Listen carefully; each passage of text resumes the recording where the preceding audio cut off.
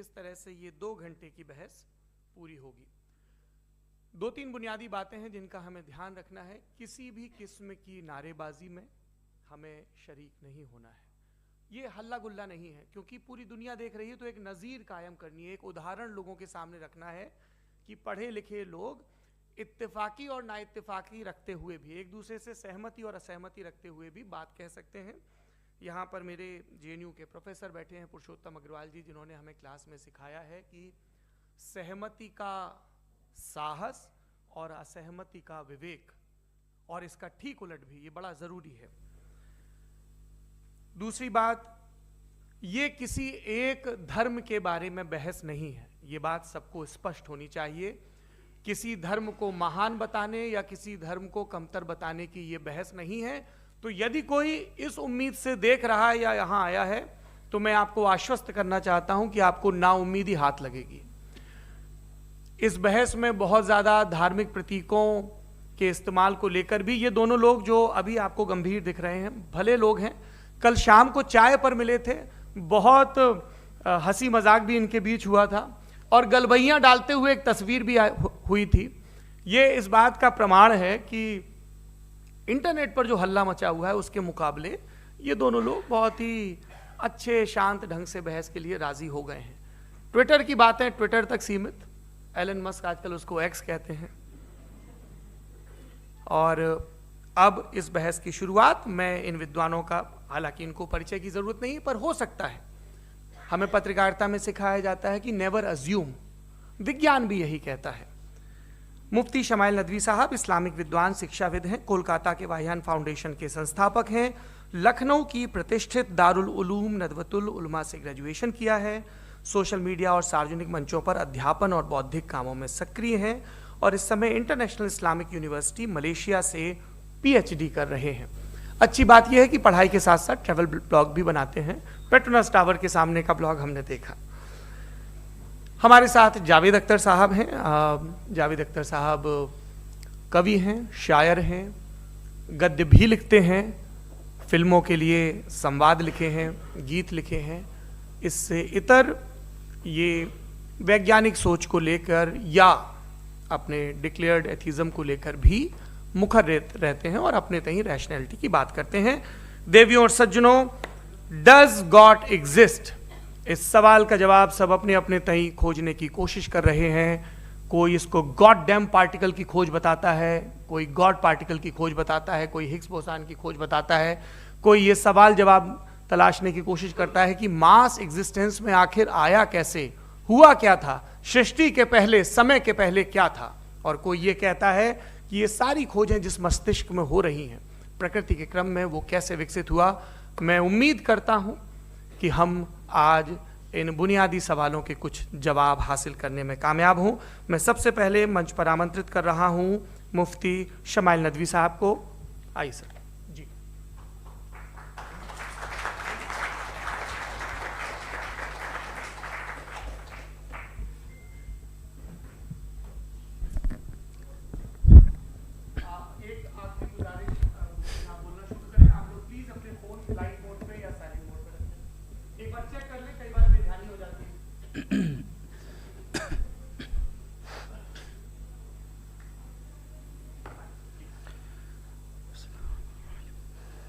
तमाम तारीफ़ें उस क्रिएटर के लिए जिसने इस यूनिवर्स को एक मकसद के तहत पैदा किया है।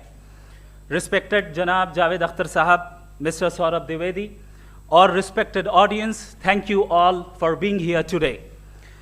आज की डिबेट में चूंकि हम बात करने वाले हैं डज गॉड एग्जिस्ट के टॉपिक पर, तो ये एक ऐसा टॉपिक है जिसके मुताल्लिक कोई भी डिसीजन लेने के लिए अलग अलग स्टैंडर्ड्स हो सकते हैं। लिहाजा डिबेट के शुरू में ये ज़रूरी है कि हम ये जान लें कि आज के इस टॉपिक में कौन सा स्टैंडर्ड सही होगा और कौन सा गलत होगा। सबसे पहला स्टैंडर्ड जिसे मैं समझता हूं कि हमारे रिस्पेक्टेड जनाब जावेद अख्तर साहब बड़ी तेज़ी के साथ उसकी तरफ लपकेंगे, वो है साइंस। जबकि साइंस दर हकीकत खुदा के एग्जिस्टेंस को डायरेक्टली साबित करने या उसके एग्जिस्टेंस को डिनाई करने के लिए स्टैंडर्ड नहीं बन सकती। और उसकी वजह क्या है, ये मैं नहीं कह रहा, یہ وہ لوگ کہہ رہے ہیں جو سائنس کے ایکسپرٹس ہیں. نیشنل اکیڈمی آف سائنس کہتی ہے science doesn't have the processes to prove اور disprove the existence of God. Why? کیونکہ سائنس کا تعلق امپیریکل ایویڈنس سے ہے, اور امپیریکل ایویڈنسز کا تعلق ہمارے نیچرل اور فزیکل ورلڈ سے ہے, جبکہ گاڈ نان فزیکل اور سپر نیچرل ریالٹی ہے. لہٰذا نان فزیکل ریالٹی کو آپ اس ٹول کے ساتھ نہیں چیک کر سکتے جس کا کام فزیکل ریالٹی کو تلاش کرنا ہے. لہٰذا آج اس ڈیبیٹ میں گاڈ کی ایگزسٹنس کو ثابت کرنے یا اسے ڈینائی کرنے میں سائنٹیفک ایویڈنس کو ایکسیپٹ نہیں کیا جائے گا. دوسرا اسٹینڈرڈ ہو سکتا ہے ریویلیشن, کہ ریویلیشن کے ذریعے ہم یہ ثابت کریں کہ گاڈ ایگزسٹ کرتا ہے یا نہیں. لیکن یہ اسٹینڈرڈ بھی آج ارریلیونٹ ہے. کیوں؟ کیونکہ ریویلیشن میرے نزدیک سورس آف نالج ہے, ویلڈ سورس آف نالج ہے, لیکن ہمارے جاوید اختر صاحب کے نزدیک یہ ویلڈ سورس آف نالج نہیں ہے.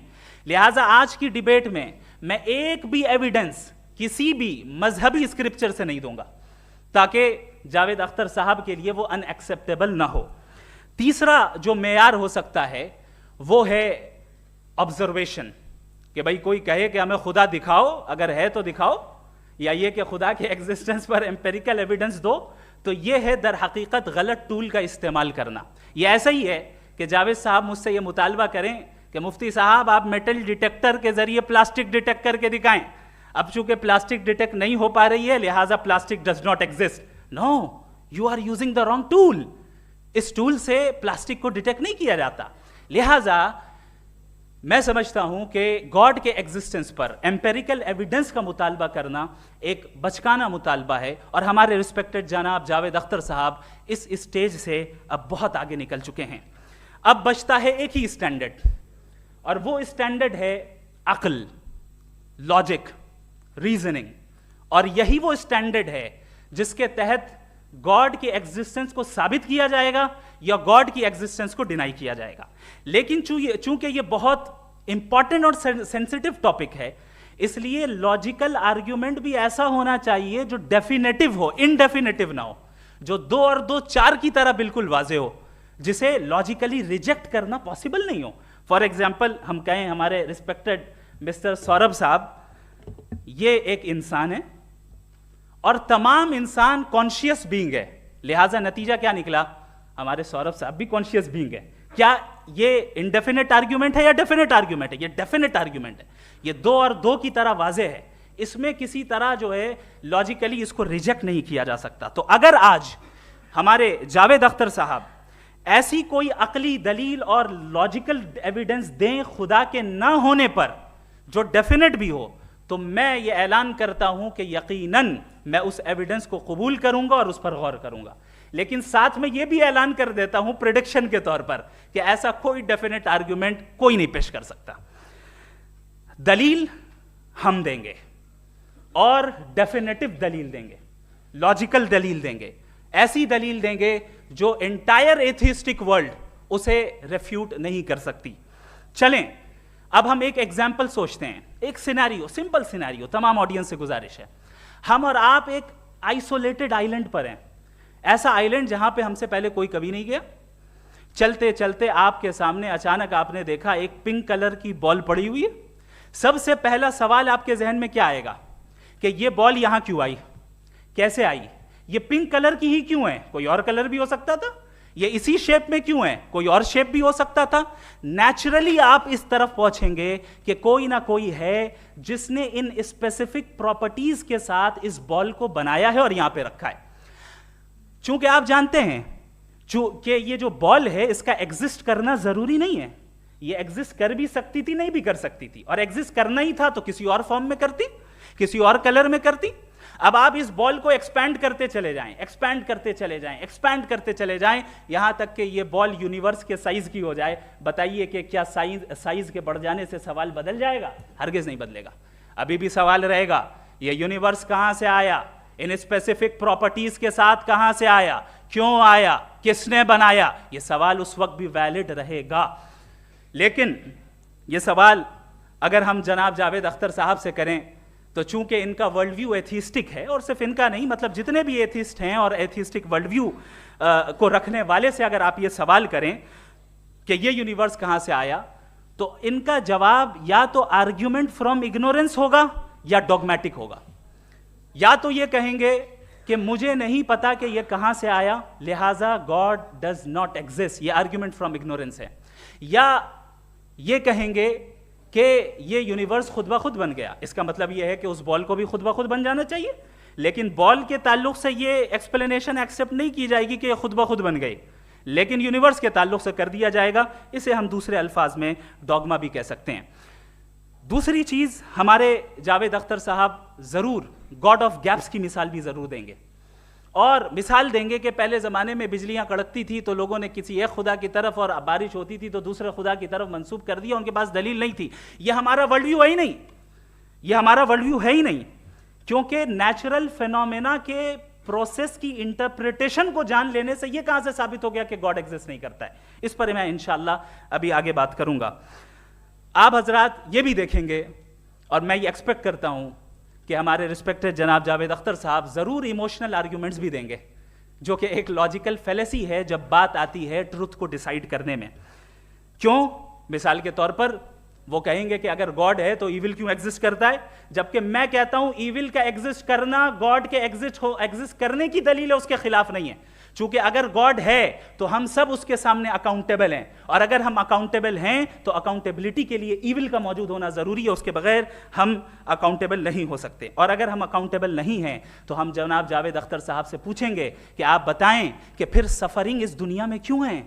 اگر خدا نہیں ہے تو سفرنگ کیوں ہیں؟ اور ان لوگوں کے جذبے کا کیا جن کے اندر سفرنگ کے بعد انتقام لینے کا جذبہ پایا جاتا ہے اور وہ اس دنیا سے ایسے ہی چلے گئے؟ کیا ان کی ساری تکلیفیں بیکار چلی جائیں گی؟ اب آ جائیں اسی ایگزامپل کی طرف کہ بال، مجھ سے اگر کوئی پوچھے اس بال کو کس نے بنایا، اور یا اس ایکسپینڈڈ بال کو کس نے بنایا، میں کہوں گا کہ چونکہ یہ یونیورس اور اس یونیورس کی تمام چیزیں کانٹینجنٹ ہیں. کانٹینجنٹ ہونے کا مطلب یہ ہوتا ہے کہ جو اپنے ایگزسٹنس پہ کسی کے اوپر ڈیپینڈ کرتی ہو، تو ظاہر ہے یہ یونیورس کانٹینجنٹ ہے. اور اگر کوئی چیز کانٹینجنٹ نہیں ہے تو میں ریکویسٹ کروں گا کہ مجھے دکھا دیں کہ کون سی چیز یونیورس میں کانٹینجنٹ نہیں ہے، ہم بھی ذرا غور کر لیں اور ہم بھی دیکھ لیں. اور جب کانٹینجنٹ چیزیں موجود ہیں تو فلاسفرز کی اصطلاح کے مطابق، ہم اس ٹرمینالوجی کے مطابق ہم اس جگہ تک پہنچتے ہیں اور اس ہستی تک پہنچتے ہیں جسے نیسیسری بینگ کہا جاتا ہے، کہ یہ وہ نیسیسری بینگ ہے جس کا موجود نہ ہونا ناممکن ہو. چونکہ اگر یہ موجود نہ ہو تو ساری چیزیں ایگزسٹنس میں آئیں گی ہی نہیں، اور یہ ساری کانٹینجنٹ چیزیں اسی کے اوپر ڈیپینڈ کرتی ہیں. اب اگر آپ یہ سوال کرتے ہیں کہ پھر اس ہستی کو کس نے بنایا، پھر اس کا کاز کیا ہے، پھر اس کا کاز کیا ہے، پھر اس کا کاز کیا ہے، اور اینڈلیسلی چلے جائیں، اسے ہم کہتے ہیں انفینٹ ریگریس آف کازز، جو کہ لاجیکل فیلیسی ہے. کانسیپچولی انفینٹی پاسبل ہے. مثال کے طور پہ نیومیریکلز 1 2 3 گنتے چلے جائیں، انفینٹ نمبرز ہیں. میں کانسیپچولی بات نہیں کر رہا، پریکٹیکلی ریالٹی میں ثابت کر کے دکھائیں کہ infinite regress of causes possible ہیں یا نہیں. اگر پاسبل ہیں تو ہم مان لیں گے، مثال دے دیں، اور پاسبل نہیں ہے تو ایک ہی آپشن بچتا ہے جسے ہم کہتے ہیں نیسیسری بینگ. ایسی نیسیسری بینگ جو انڈیپینڈنٹ ہے، چونکہ اگر وہ ڈیپینڈنٹ ہوئی تو وہ نیسیسری نہیں رہے گی. ایسی انڈیپینڈنٹ بینگ جو اٹرنل ہے، اگر وہ اٹرنل نہیں ہوگی، اس کی بگننگ ہوگی تو وہ خود کانٹینجنٹ ہے. ایسی بینگ جو پاورفل ہے، کیونکہ کانٹینجنٹ کو ایکچوالائز کرنے کے لیے پاور چاہیے. ایسی بینگ جو انٹیلیجنٹ ہے اور نالجبل ہے، کیونکہ یہ